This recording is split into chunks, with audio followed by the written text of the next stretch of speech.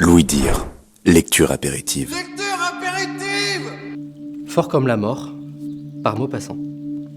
Sa coquetterie toujours éveillée, mais inquiète depuis qu'elle sentait, de tous les côtés, comme des piqûres presque imperceptibles encore, les innombrables attaques de l'âge, pris une allure plus active.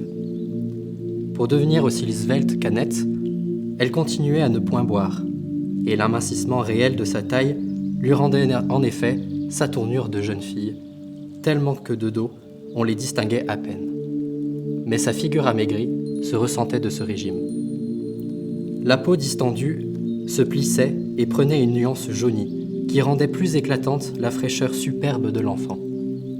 Alors, elle s'éloigna de son visage avec des procédés d'actrice, et bien qu'elle se créât ainsi au grand jour une blancheur un peu suspecte, elle obtint aux lumières cet éclat factice et charmant qui donne aux femmes bien fardées un incomparable teint.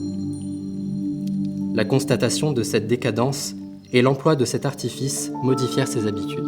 Elle évita le plus possible les comparaisons en plein soleil et les rechercha à la lumière des lampes qui lui donnaient un avantage. Alors qu'elle se sentait fatiguée, pâle, plus vieillie que de coutume, elle avait des migraines complaisantes qui lui faisaient manquer des bals ou des spectacles. Mais les jours où elle se sentait en beauté, elle triomphait et jouait à la grande sœur avec une modestie grave de petite mère. Afin de porter toujours des robes presque pareilles à celles de sa fille, elle lui donnait des toilettes de jeune femme, un peu graves pour elle, et Annette, chez qui apparaissait de plus en plus un caractère enjoué et rieur, les portait avec une vivacité pétillante qui la rendait plus gentille encore.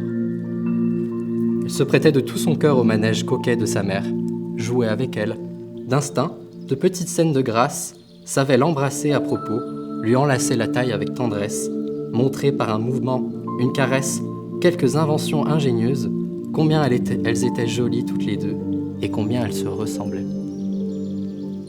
Olivier Bertin, à force de les voir ensemble et de les comparer sans cesse, arrivait presque, par moments, à les confondre. Quelquefois, si la jeune fille lui parlait alors qu'il regardait ailleurs, il était forcé de demander « Laquelle a dit cela ?»